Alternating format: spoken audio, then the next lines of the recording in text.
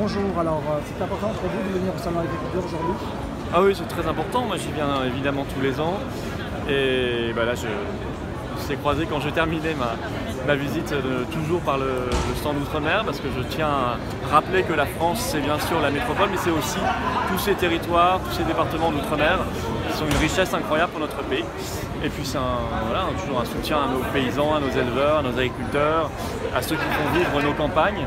Un soutien face à des politiques qui sont quand même ravageuses et qui ne changent pas. Année après année, on voit les mêmes problèmes, notamment la politique de l'Union européenne, la politique du libre-échange, qui ravage nos campagnes très largement, et les paysans nous en parlent. Enfin, ils ont bien compris, je crois, aujourd'hui où était le problème. Le seul problème, c'est que les gouvernements ne veulent pas changer.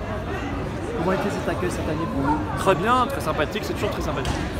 C'est toujours un moment, je crois, authentique en fait. C'est un moment authentique. Parce que si on y va, je crois, avec ce qu'on a au fond de soi, c'est un amour sincère et réel de son pays et de ses terroirs et des paysans qui le font vivre et qui le façonnent. Ça se passe bien parce que c'est avec cette sincérité que vous êtes, je crois, perçus. Qu'est-ce que les agriculteurs vous ont demandé, ces accords-là, effectivement, dans les campagnes de... Les agriculteurs, ils aimeraient pouvoir vivre de leur travail.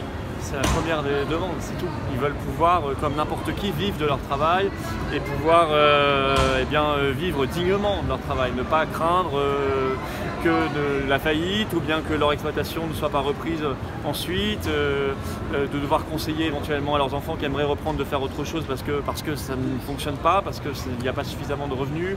Ils voudraient pouvoir faire de la qualité comme ils ont envie de le faire, parce que par définition, un agriculteur ou un éleveur, il a envie de faire de la qualité, dans le respect de la nature, dans le respect de ses bêtes, des animaux, et parfois il n'a pas la possibilité de le faire parce que le modèle ultra-productiviste, le modèle de la PAC, le modèle de l'Union européenne, le modèle qu'il met en concurrence avec la terre entière, avec le Canada, l'Amérique du Sud, la Nouvelle-Zélande ou d'autres pays, parce qu'il y a ces grands traités européens de libre-échange, ne lui permet pas de prendre le temps nécessaire de faire de la qualité pour nourrir la population. Voilà ce que nous disent, c'est des choses très simples, de bon sens, nous disent les paysans et nous disent les agriculteurs qui sont ici présents. Mais honnêtement, ils sont face à un mur, parce que les gouvernements empêtrés dans l'Union européenne ne veulent pas changer de modèle et donc reproduisent toujours les mêmes promesses et en fait les mêmes trahisons. Dernière question, quelle est votre position sur le CETA? J'ai toujours été contre, moi j'ai voté contre, je l'ai combattu tout le temps au Parlement européen, j'ai combattu partout dans toutes nos enceintes ici, il y a beaucoup d'élus régionaux autour de moi, Île-de-France, Pays de la Loire, Grand Est, Hauts-de-France.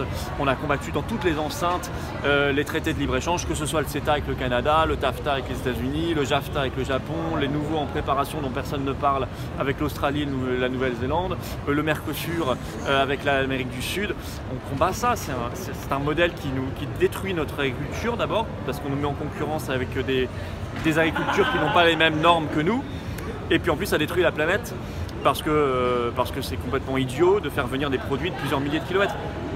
Petite parenthèse sur l'actualité, avec le coronavirus, on se rend compte quand même de la folie d'avoir tout délocalisé à l'étranger.